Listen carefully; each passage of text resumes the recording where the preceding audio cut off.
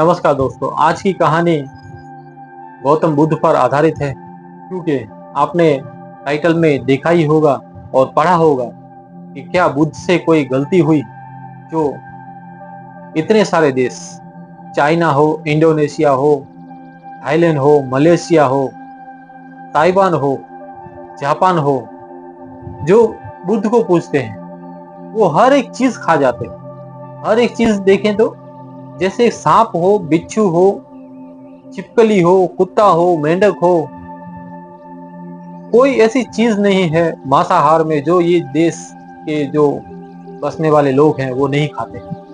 पर क्या आपको पता है गौतम बुद्ध ने हमेशा किसी भी जानवर को या किसी प्राणी को या किसी को भी मारने के लिए सख्त मनाही करते थे।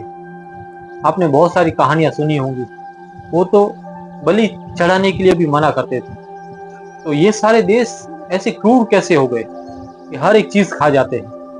कहानी है एक इस प्रश्न पर कि क्यों ऐसे देश जो बुद्धिस्ट धर्म को अपनाते हैं, बुद्ध को मानते हैं, तो भी ये सारी चीजें और हर एक चीज खा जाते हैं और मांसाहार में नंबर 1 पर आते हैं। पूरी दुनिया में ये जितना मांसाहार करते हैं इतना कोई देश नहीं करता।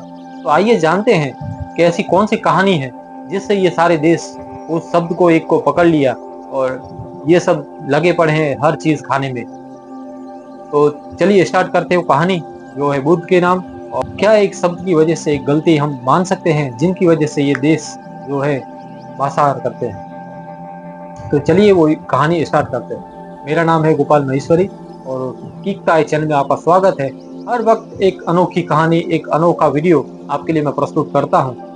तो चैनल को लाइक, सब्सक्राइब और शेयर जरूर कर लीजिए। तो चलिए स्टार्ट करते हैं ये कहानी। एक बार बुद्ध अपने बौद्ध भिक्षुओं के साथ एक गांव से दूसरे गांव जा रहे थे। तो एक तरफ से दूसरी तरफ जाने में शाम का समय हो जाता है और जंगल में उनको सबको रुकना पड़ता है। तो सारे उनके बौद्ध भिक्षु बुद्ध एक पेड़ के नीचे आश्रय लेते हैं। उनके जो बौद्ध भिक्षु होते हैं वो गांव में जाते हैं क्योंकि अनाज की व्यवस्था और कुछ खाने पीने की व्यवस्था हो जाए। और सारे बौद्ध भिक्षु अपने अपने पात्र लेकर उस गांव में जाते हैं। आपको पता ही होगा बौद्ध भिक्षुओं के पास एक पात्र होता है और उस पात्र में जितना उनको मिले वो उसको ग्रहण करना होता है। सारे बौद्ध भिक्षु जाते हैं, हर एक घर में वो खड़े रहते हैं और भिक्षांदेही का आह्वान करते हैं और उनको भिक्षा देने के लिए वो लोग आते हैं और उनको भिक्षा देते हैं। एक बौद्ध भिक्षु जो एक घर में जाता है तो उसे कुछ नहीं मिलता, दूसरे घर में जाता है तो भी उसका पात्र खाली होता है। सारा गांव वो घूमता है, उसके पात्र में कुछ नहीं मिलता। ऐसा करते करते वो बौद्ध भिक्षु खाली हाथ और गांव से वापस आता है। तो जब वो गांव से जंगल की तरफ वापस आता है तब एक चील एक मांस का टुकड़ा लेकर आकाश में उड़ रही होती है और उसके हाथ से वो मांस का टुकड़ा गिर जाता है। उसके पंजे में से वो मांस का टुकड़ा गिर जाता है और गिरते हुए सीधा आके उस बौद्ध भिक्षु के पात्र में गिर जाता है। अब ये अनहोनी ही आप समझ सकते हैं कि पूरे गांव में कहीं पर कुछ मिला नहीं, पर एक चील के पंजे से कोई कभी चीज गिरती नहीं। और उस दिन ऐसी घटना हुई कि एक मांस का टुकड़ा गिरा और सीधा आके एक बौद्ध भिक्षु के पात्र में गिरा। तो वो बौद्ध भिक्षु हैरान परेशान हो जाता है क्योंकि बुद्ध तो किसी भी जीव जंतु को हानि पहुंचाने की ना करते थे, तो ये मांस का टुकड़ा वो कैसे खा सकता है? तो वो बौद्ध भिक्षु जाता है बुद्ध के पास और बुद्ध को कहने लगता है, बुद्ध ये मेरे पात्र में आया है और ये मांस का टुकड़ा मैं ग्रहण करूं या नहीं? तो बुद्ध उसकी तरफ देखते हैं और उससे कहते हैं, अगर तुम्हारी इच्छा हो अगर तो तुम इसे ग्रहण कर सकते हो, पर एक शर्त है कि ये अब एक प्रश्न उठता है कि ये जो देश हैं वो इस बात को नहीं समझते कि एक शब्द, एक प्रश्न पूछा था और एक सवाल का जवाब दिया था बुद्ध ने कि मांसाहार कब करना चाहिए, जब वो जानवर तुम्हारे लिए नहीं कटा, तुम्हारे लिए नहीं मरा, या फिर तुम्हारी इच्छा से नहीं मरा, तुमने उसे नहीं मारा,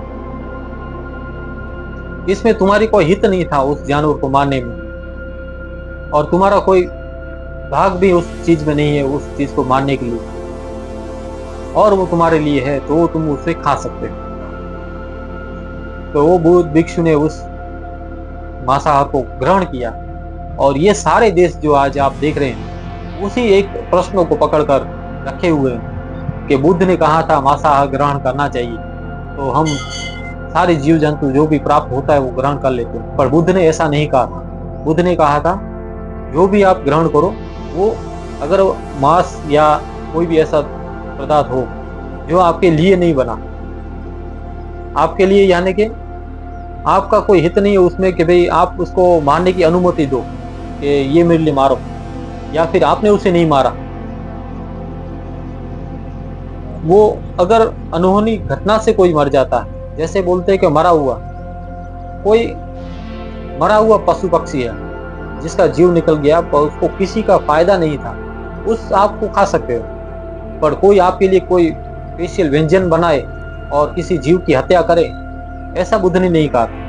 पर ये एक शब्द उन लोगों ने पकड़ लिया और आज पूरा इतने सारे देश जो हैं वो मांसाहार पर उतावरू हो गए हैं और मांसाहार कर रहे हैं। इस कहानी का अर्थ यही था कि कोई भी हम मांसाहार करते हैं तो हमारे लिए हम नहीं कर सकते।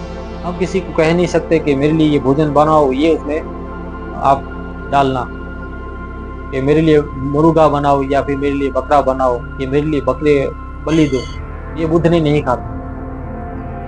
तो दोस्तों इतनी सी कहानी थी और एक थोड़ा सा शब्द इतनी सारे दोस्तों को बर्बाद कर दिया। हम इसमें बुद्ध की गलती नहीं कहते, गलती उन लोगों की कह सकते हैं जो इस शब्द को जाना नहीं, जो इस शब्द को पहचाना नहीं, जो इन शब्द के गहराई में नहीं गए। आज हम लोग इतने सारे क्रूर हो गए और कितने सारे जीव जंतु की बलि दे देते हैं, जब हमारे लिए उन जीव जंतुओं को आ जाते हैं और उन जीव जंतुओं को नुकसान पहुंचाते हैं। तो ऐसा नहीं था। तो ये वीडियो अगर आपको अच्छा लगा हो तो लाइक, सब्सक्राइब और शेयर करें, और ऐसे दोस्तों के साथ शेयर करें जो कहते हैं कि बुद्ध ने कहा था कि मांसाहार करना चाहिए, या फिर बलि प्रथा करते हो, या फिर किसी जीव को खा के, जीव की हत्या करके खुद खाते हो। नमस्कार दोस्तों, और आशा करता हूँ ये वीडियो आपको अच्छा लगा होगा। थैंक यू दोस्तों। हमारी वीडियो अगर आपको अच्छे लगते हो तो आप सब्सक्राइब करने के बाद बेल आइकॉन को ज़रूर से दबाएं और ऑल पर सेलेक्ट करें और लाइक पर करें, ताकि हमारी हर एक वीडियो वायरल हो सके, और इसमें एक मैसेज करना ना भूलें ताकि और भी लोगों तक हमारा ये वीडियो पहुँचे और हमारे दोस्त इस वीडियो का लुत्फ़ उठा सकें। थैंक यू दोस्तों पूरा वीडियो देखने के लिए।